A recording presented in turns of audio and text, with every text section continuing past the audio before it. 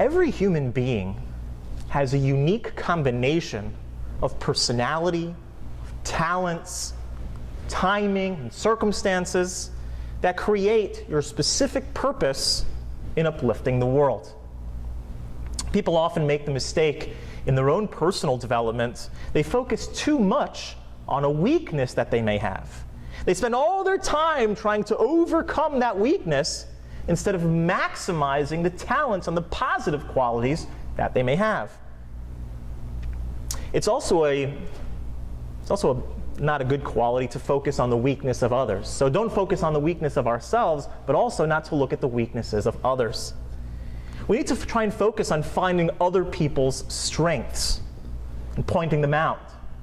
Most people have strengths that they rarely get to use. These might be job skills, they might be knowledge, general abilities, personality.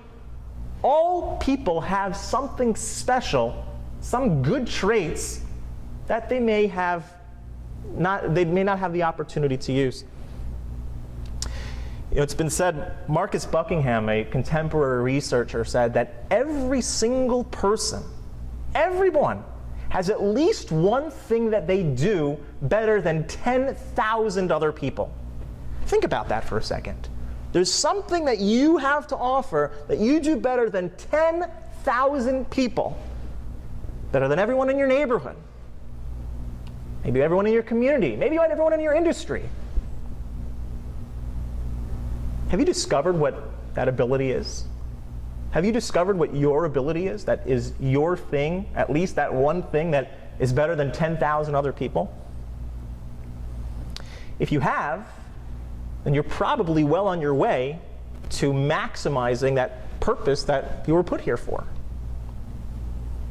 If you haven't, wouldn't you love if someone came along and started pointing those good things out to you?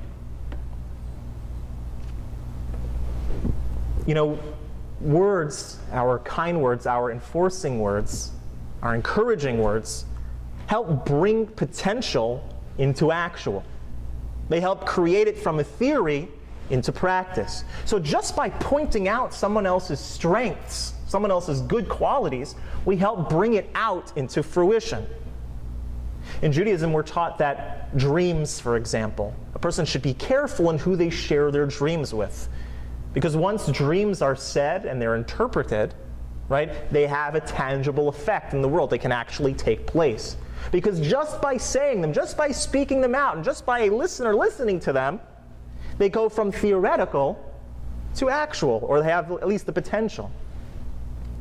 In Judaism, oftentimes we address God as the merciful, or as the almighty, or as the compassionate.